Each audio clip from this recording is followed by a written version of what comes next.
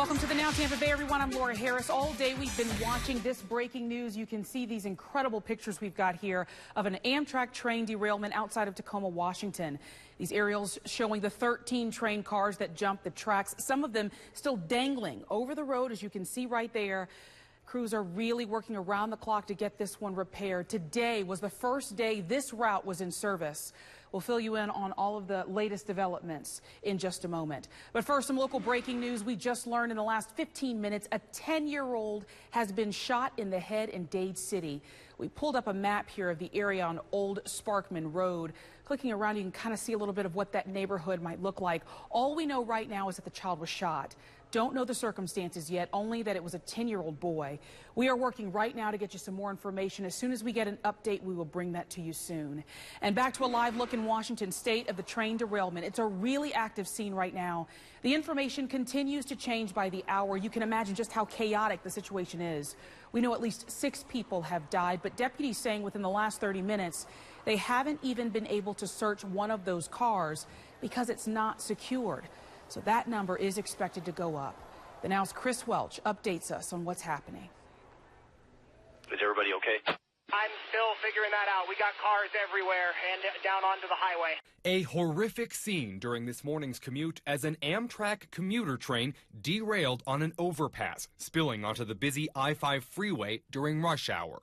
It was, we were casually carpooling, having fun conversation, and you just knew when you saw it that something horrible happened, especially because it was a passenger train. There were more than 80 people on board. We were catapulted into the seats in front of us. Sheriff's officials say the incident caused multiple fatalities on the train, but they say that no one was killed in the vehicles below. We all just tried to stop really quickly to avoid running into each other, to be honest. And once we all came to a stop, I was able to look up and see, this really scary thing. Today was the very first day this route was in service. It's part of a new 79-mile-per-hour high-speed line that runs between Seattle and Portland, Oregon. The NTSB has launched a GO team to investigate, but sheriff's officials emphasize it will take some time before traffic along this major thoroughfare will resume. There's damage to the bridge, there's damage to multiple vehicles down below, damage to the ground around it.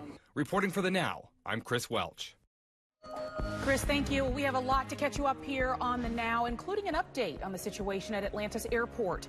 We're asking, how could something like this happen at the world's busiest airport? We're also talking about the surprising thing Chick-fil-A did. We'll also tell you more about the Pentagon's newly revealed UFO program. Think less alien and more threats to our country.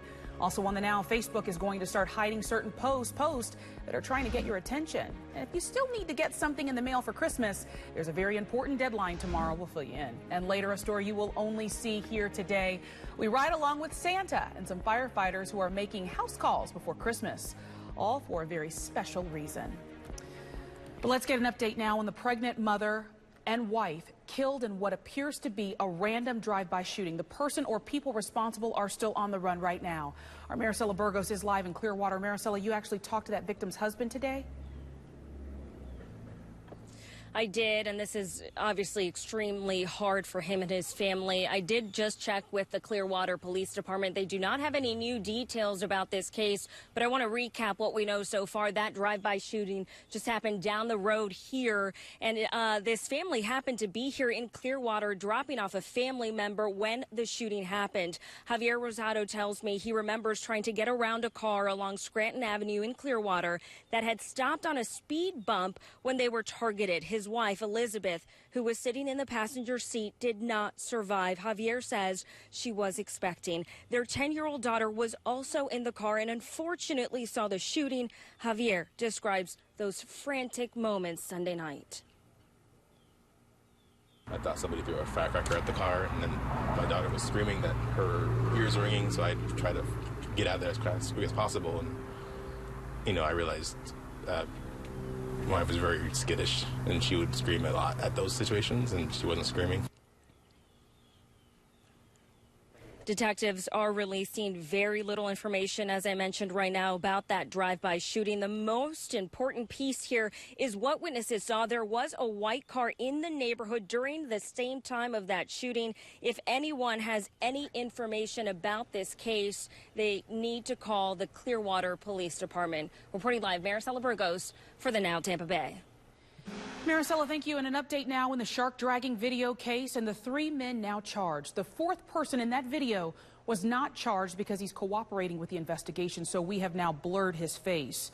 Since this is a highly unusual animal cruelty case, the first we know of involving a fish, we asked if the men would end up on the new animal abuse registry in Hillsborough County if convicted. Well, at first, the county told us no, because the animal abuse registry only applies to mammals, birds, and reptiles. But then the county attorney took a closer look at the ordinance and found that Florida statutes consider animals, quote, any living dumb creature, so that could include a shark. So if convicted, these guys could end up on that registry. We're told the hardest part of this entire case is trying to prove if this shark was dead or alive at the time of this video. Now to some body camera footage from Pasco County for you. That deputy showing us his leg where he was bit by a dog. Here's the moment it happened, captured on video. What up, puppy? Hey. Back up. And it was that second dog that ended up biting the deputy on the knee. The deputy didn't tase or shoot the dogs because, as you see, they ran right back inside. The deputy ended up getting treated at a hospital. He is going to be just fine. In the last few minutes, we found out the owner gave up custody of those dogs, and they are now being quarantined. Let's catch you up on the Now News feed. Investigators now say a menorah may have sparked this deadly house fire in Brooklyn, New York earlier this morning. A mother and 3 of her children were killed. Her husband and 4 other family members were hurt. The Department of Health and Human Services denies it is banning the CDC from using words like transgender, fetus, and vulnerable in its upcoming budget proposals, but it does say it wants to use the best scientific evidence available to improve the health of all Americans. And family photos are tradition this time of year, so today Kensington Palace tweeted this photo that will be used on the royal Christmas card of Prince William, Kate, George, and little Charlotte. And a huge night in the Bay Area for the Bucks hosting the Atlanta Falcons for Monday Night Football. NFC South Showdown, and Shay with the cool, maybe I should say rather warm assignment out there on the field tonight. What's the weather looking like, Shay? You know, I think it's comfortable in the shade, but yes, temps are about 10 degrees above average for this time of year. So yeah, it's on the warm side out here, but as you look around, I mean, it's gorgeous. We have blue skies and very clear conditions here tonight. The temps are going to be falling into the low 70s right around game time, and then through the upper 60s throughout the game. So whatever you're doing tonight, whether you're lucky enough to be heading out here to Ray J and experiencing the game in the person, or if you're, you know, maybe hanging out with some friends somewhere outdoors tonight, things are looking good, whatever you have in mind. Again, no rain in sight for this evening. Now, overnight, we're going to have some changes. I'll tell you more about what you can expect if you're going to be driving anywhere late overnight tonight or early tomorrow morning. Definitely want a heads up on my next forecast. And right back to you, Laura. Shay, thank you. Well, breaking in the last 45 minutes, the Virginia police chief has abruptly retired. You may remember there's been a lot of criticism about how Chief Al Thomas handled a white nationalist rally in Charlottesville that ended with a woman getting run over and killed. Earlier this month, a report was released detailing that Thomas was slow to respond as the violence started to escalate. The report also says Thomas deleted relevant text messages and made officers fearful of retaliation for speaking with investigators. Developing today, President Trump unveils his first national security strategy, a strategy that directly ties into his America First campaign promise. That strategy breaks down into 4 categories: protect the American homeland, promote American prosperity, preserve peace through strength, and advance American influence. We face rogue regimes that threaten the United States and our allies. We face terrorist organizations, transnational criminal networks, and others who spread violence and evil around the globe.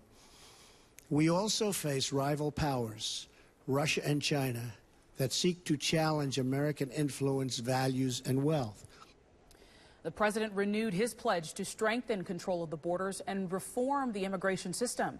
The president says a strong economy is a key part of national security and that the U.S. must lead in research, technology, and innovation. We have a lot more to get to this afternoon for you. The latest on what's happening at Atlanta's airport after yesterday's meltdown. We're asking, how could something like this happen? And Chick-fil-A did something very surprising for those stranded passengers on a Sunday. And if you had a choice between paying $12 for something or $400, you'd pick 12, right? The unexpected results of a cheaper, sometimes faster service available locally. You're watching the Now Tampa Bay.